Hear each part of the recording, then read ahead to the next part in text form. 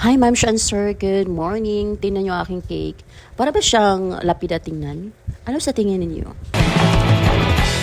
Hi, Ma'am Shan Sir. Good morning, good morning, good morning. Welcome back to my YouTube channel. And if you are new to my channel, please don't forget to click like and subscribe. Thank you. And for today's video, samahan niyo ako mag-celebrate ng aking 30th birthday. At napakasaya ko po guys kasi noong 37th birthday ko last year, napakasad ang aking birthday kasi nga ako lang mag-isa at saka yung estudyante ko na kumakain sa classroom. Because if you remember, I celebrated my 37th birthday just doon sa aking classroom. Kasama ko ang aking estudyante. Shout out ni Jillian Gallardo. Day, thank you so much, Day ha. So, ngayon, kailangan talaga natin na makaranas ng mga ganyang mga bagay-bagay na minsan tayo lang dahil kailangan natin sa trabaho na magstay sa ating assignment area, sa ating boarding house, sa ating trabaho. Kasi malayo para rin akong OFW pero sige lang, babalik ako puhon-puhon, praise God sa Isabelite. In God's perfect time, sana makabalik na ako sa Isabelite, guys. Please, pray for me, ha? Thank you. So ngayon pala, that day before my birthday, 30th birthday, nagpapaganda pala ako ng aking kuko, guys, kasi almost a year, yes, maybe, I forgot, but almost a year na nagpapasalon ako ng aking manicure, pedicure ako. But usually, meron kasi akong mga gamit sa aking mga kuko. So, ako na lang. So, that time, nagpapaparlor talaga ako, guys, kasi ang sama tignan ng aking mga kuko, guys. Lalong-lalo na sa paa kasi hindi na ako masyado makaduko ba, kaya sakit na kaayo, maipit akong tiyan. Kung kaya nagpapa-manicure, pedicure talaga ako sa salon. Kaya, I think deserve ko naman siguro na mag-manicure at pedicure sa salon, guys, di ba? And so, ang pangalan pala sa salon na ito is Vanity sa Isabelite. At ang tawag pala dyan is Gel Manicure Pedicure. So, I think it's my first time na nagpa-manicure pedicure na gel ang gamit ko dyan sa Vanities. But I remember, parang second time ko na ito na nagpa-gel sa ibang parlor. So, I tried sa Vanities kasi maganda. Gusto ko ma-experience dito kasi sikat na sikat to ang Vanities na ito sa Isabel. So after na ako nagpa-manicure pedicure, guys, pumunta agad ako sa Prince Isabel Leyte branch kasi nga may mga binibili ako ng kaunti lang good kaya hindi man gid siya kabunggahan ng akong birthday. It's just for my family and ang my best friend since first year college lang ang ini-invite ko talaga. So kinabukasan, guys, birthday ko na April 27 at sakto na Domingo yun, Sunday, at nakapag-attend ako ng Sunday service. At yan naman talaga ang gusto natin, di ba, na makapagpasalamat sa ating Panginoon sa lahat-lahat ng ating natanggap for the whole year, good. Ang nakaabot ko sa 38 years old. And guys, para sa uban ng mga tao, ang pag-add ng mga edad is parang makatiguang, makasad. Somehow, I will not be like a hypocrite, but sometimes makafeel po kala, tigulang na ko. But I realize, guys, nga ang pag-add og sa imong edad, it's such a blessings, right? So, magpasalamat tayo sa ating Panginoon na nakaabot tayo ng ganitong edad at marami pang birthday na ating ma-experience kasama ng ating family with full blessings. And by the way, Ma'am Shan Sir, yung nasa harapan natin, si Pastor Johnny, nagiging kaibigan ko siya noong grade 1 pa yung anak ko. Noong first school assignment ko kasi is, meron akong estudyante na kung saan yung nanay niya ay nagiging friend ko. At dahil nagiging friend ko siya, in-invite ko siya sa aming church. At nagsisimba na siya. At yung nanay ng estudyante ko kasi is bata pa, kaya inaanyayahan ko siya na mag-enroll sa ALS. Di ba may ALS tayo na education system na kung saan out of school youth, mataas na yung edad mo, yes po, mataas na yung edad mo, pero pwede ka pa rin mag-aaral. Kahit mataas na yung edad mo, malaki na yung edad mo, or kahit may asawa ka na, pwede ka pa rin mag-aaral sa ALS.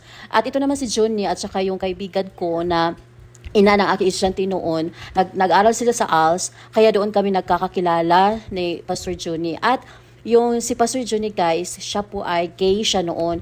Kitang-kita ko, nawi-witness ko ang transformation niya, guys, na kung saan, halimbawa, mamasyal kami sa park, tapos punta kami, mamasyal kami kung saan-saan.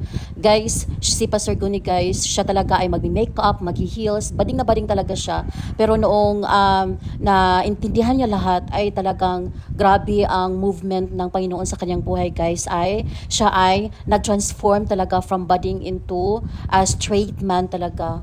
Kaya blessed na blessed ako sa kanyang buhay. At ngayon, nagiging pastor siya at nakita nyo naman na nagpapagamit siya, inaalaw niya na ginagamit ang kanyang buhay ni God para sa pag-share sa Word of God sa mga tao at yan ay tinatawag na living testimony na kung saan from darkness into lightness, from bad works to good works. So from kung ano man yung buhay natin na pwede talagang ma-transform ng ating Panginoon. Alam nyo guys, ang nakakaganda talaga sa Panginoon dahil nawi-witness ko talaga na yagit na bata guys. As in, yung typical na talaga na kabataan na grabe kayagit gani. And now, look at that. Napaka clean na niya tingnan, napaka tidy na niya tingnan at ang ganda. At alam nyo ba, meron akong good news sa inyo kasi ano lang niya noong April 22, kasal lang nila ng kanyang asawa. Diba? Ang ganda ganda talaga ng transformation kapag si God na ang mag-transform sa buhay mo. Yan talaga ang kagandahan po guys. At alam nyo, noon kapag magsisimba yan, nagbabaktas lang yan guys. Hindi yan nagsasakay ng rakal or putput. Nagbaktas lang siya kasi gusto niya magsimba talaga. Tapos ngayon alam nyo ba, meron na siyang motor na Inmax at saka may basa ka na siya, may mga may mga tawag nito, may mga property na talaga siya. Masasabi ko talaga na grabe ang transformation ni Pastor Juni talaga. As in, witness ko yan. At alam nyo, nag-testify talaga siya na meron siyang boyfriend noon na lalaki. Yung buhay niya ba ay nag-testimony siya in front of all people na hindi siya nahihirapan kasi alam niya na ang Panginoon kapag ang Panginoon ay mag-transfer ng buhay ng isang tao ay worth it naman. So tingnan niyo naman 'di ba ang resulta.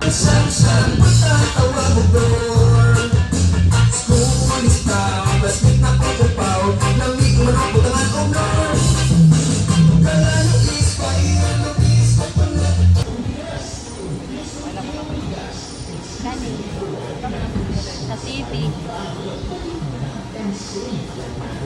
Mega sa deals, mega sa kasadya, sining na Mayo 1. Mga kasabay sa buhay, mag-ambit na at itinip ang minapagalingon sa mga dalaga. Makatipid sa 2,800 pesos sa magamong na mga butang ng general merchandise. Makaabot sa buy one take one sa mga pili na 45. Mega sa deal, mega sa deals, mega sa kasadya, sining na Mayo 1. Mga kasabay sa buhay, mag-ambit na. Ang pag-selfie.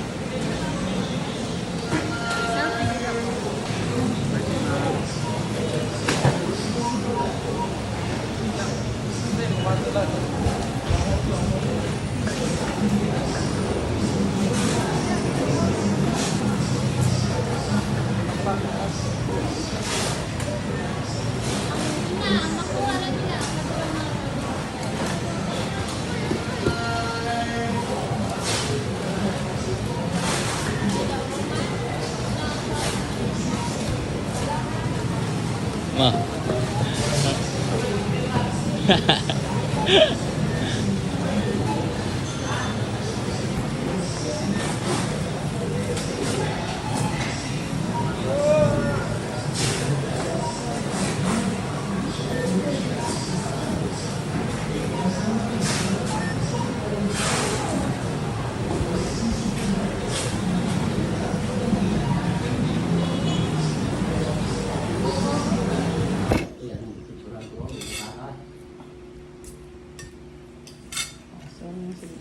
Yaw-yaw eh.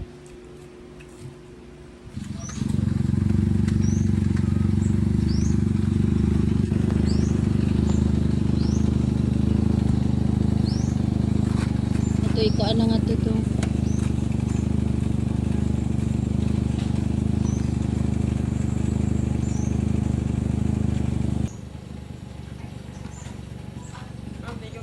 Abdi, oy! Bless, uy, naon sa Bakod man na rin mo. mangkod man na. May ako mo bless ni mo. Ikaw, bless ito ate, oh. Oh, mama. Inigbalay na ito diri no kay 83. 83. Iguang po dahil siyang lolo. Mukha rito kay 38. Ayaw sa ipansin.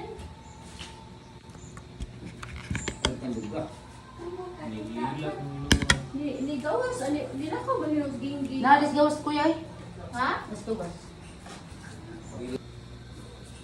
Para atong tilawan din. Tilaw ko kayo na. Tilaw. Ano po po? Pagpagdala sila, magkapatid pala eh. Oo. Ikaw na akong gitanaw. Puso. Puso. Puso. Kalau may batang ko manda. Tapos na tulog ko. Lipay ba yung kay ko? Ang lolo ko na. Ano ka ulit?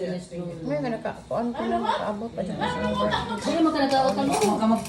Na may abot ko sa 38 years old ug daghan pa nga birthday nga maabot sa mga kinabuhi. Lord, thank you. Og ang akong prayer nasayod ka sa akong kasing-kasing, sulod sa akong kasing-kasing, and I believe na ikaw mag-provide sa akong panginahanglan o mag-protection sa mga kinabuhi sa akong pamilya. Amen. Thank you, Jesus. Yay! Hello guys! So, thank you. First of all, akong kasi tawag explain ang akong cake. Actually, ang cake, guys, kuan ni siya. Bible ni siya nga kanang kuan, Bible ni siya ka style. Pero ang tighimo sa cake, naingon gid siya nga mapansin siya na ma'am kay first time na damo nga kana maghimo cake ingon ana ka style. So dili ko kabalok ma-perfect pa nila. So mao ni siya nga akong cake, guys. Ako ni siyang gituyo nga nagid siya kanaang verse sa Proverbs 8:18. With me are riches and honor, enduring wealth and prosperity. So sa Bisaya pa, ang Ginoo magahatag, able siya muhatag og daghan nga panalangin og daghan nga grasya in all aspects sa atong kinabuhi. So mao ni siya ang explanation sa akong cake. So mga na ta. I am so happy. Thank you. Happy birthday! Hello guys, so na ako'y puso guys. Salamat. Sige. Sa akong mother dear and father dear, ada akong mother dear. Ada akong father dear. Sige kuya. Shireng. Pala tayo. Kakabote ko ay ba? Murag pas-pas. Na. O ba siya? Kasi mo hang umangkon. Op. Wow! Kaabot ang ikaw din, wala ka kaabot. Ayaw din na. Repuin. Ito sa dos. Oh, hangya kita siya, oy hangya. Dos tunga ka oy. Anak mapud anang layo. Dokmod. Kana makaabot jud. Wagid kaabot. Hindi lalim. Welcome to Lady Clubhouse Pool.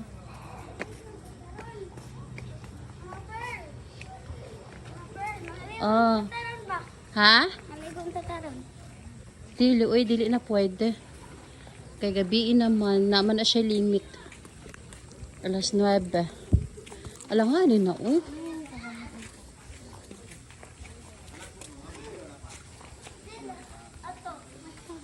Pero taagi. Asa nindot picturean day, Chin? Diri, Chin. Napo day pang baby.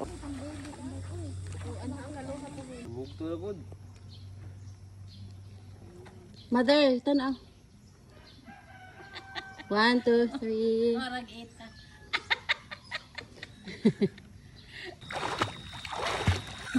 Video show. Video na rin Agay! Video day mga 1 minute.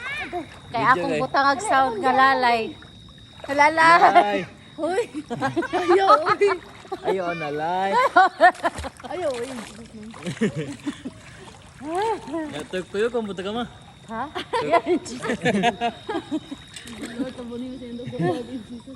Tapos bata ay. Binalitson ma, binalitson. Hay ko nak mo mukuan daw kuno tugdang daw kunak. 1, 2, 3, go. Nga to, pwede. Asa may mabuhan nga to? Ha? Mabuhan nga to. Pare-pare na. Pero na, ikaw nga to, nihagdan na nga to. 1, 2, 3, go. Ay, salamat tayo. Katugkan man di ay. Ikaw ka daw, mabu man ko.